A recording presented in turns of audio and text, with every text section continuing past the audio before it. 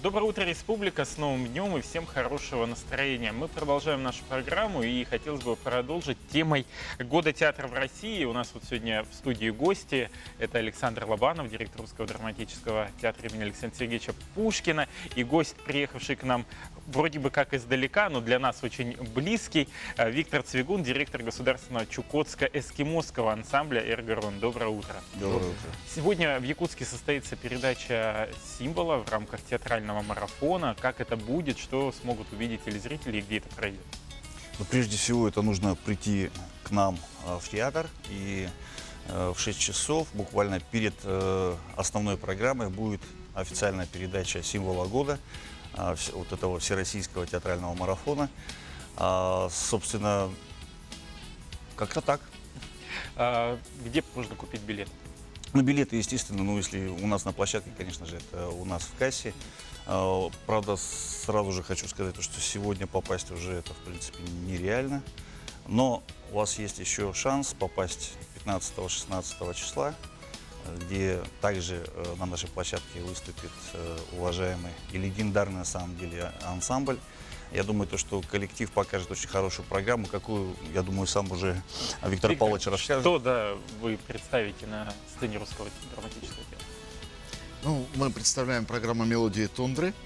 Мы хотим показать ту пластику движений, которая есть непосредственно у нашего коллектива, и песенную, и, соответственно, танцевальную.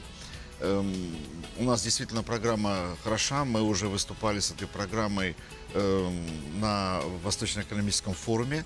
И в рамках улицы Дальнего Востока, из коллективов Дальнего Востока, которых было, так, по моим подсчетам, скромным 42, мы заняли гран-при. Поэтому программа действительно хорошая. Ребят у меня немного, 16 человек приехало, артистов. Но я думаю, что мы сможем достойно представить нашу небольшую по численности, но большую по площади территорию нашей родины Малой Чукотки. Насколько рассчитана программа? Час 15, час 20. И какие жанры будут представлены? У нас жанр один – это этника. Мы соответствующим образом показываем эскимосскую и чукотскую культуру. Соответственно, это все театрализовано. Мы будем вести диалог со зрителем, диалог внутри своего коллектива с ведущими нашими, которые будут представлять именно, что поется, зачем поется, о чем танцуется. Потому что не все до конца понимают, к большому сожалению, потому что все равно культуры все разные. А будет только одно представление или два вечерних будет? 3. Даже 3 вечерних будет? У нас 3, я имею в виду 3 дня, да? 3 дня подряд, конечно. Одно в день получается? Да, одно в день. Потому что действительно это объем большой и сил достаточно много. Кто куда путь потом дальше держите? А дальше, после того, когда мы отработаем здесь на площадке театра, мы, соответственно, едем в село Майя и едем в город Покровск. Еще 2 дня у нас гастроли здесь, на территории вашей республики. А затем 20 числа мы улетаем на Магадан и планируем в Магадане еще продолжить неделю работать уже на площадках Магаданской области и города Магадана. Тоже в театре и в поселках, близлежащих от города. Я так понимаю, что тогда, когда выступает Эргорон, Сан Саныч вместе со своей труппой выезжает куда-то в другое.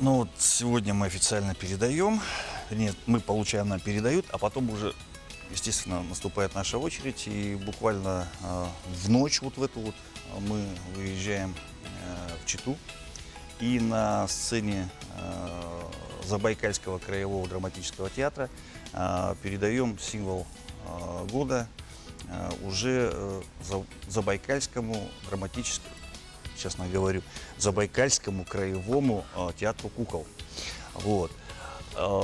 Дальше уже, естественно, они в свою очередь будут передавать эстафету уже другому коллективу, насколько мне известно, Улан-Удэ. Но мы помимо, естественно, этой передачи показываем довольно-таки большую программу, везем 3 вечерних и 1 детский спектакль. Естественно, это одни из наших основных, брендовых, можно сказать. Да, это «Капитанская дочка» Александра Сергеевича Пушкина, имя которого и носит наш театр, и «Два берега одной победы». будет еще возможность у зрителя и немножко отдохнуть. Это «Голодранцы и аристократы» из Скорпета, комедия, которая уже у нас тоже сделала много шума. И, конечно, не обойдем вниманием детскую сторону. Это «Бременские музыканты». Спасибо большое за то, что подошли к нам в студию. Хочется пожелать, чтобы сегодня прошло интереснейшее представление и чтобы теплота зрителей, которые будут встречать вас здесь, в Якутии, растопила чукотские, но не ледяные сердца, но, по крайней мере, такие же северные, как и мы. Спасибо большое, а Александру Александровичу удачи на гастролях. Спасибо.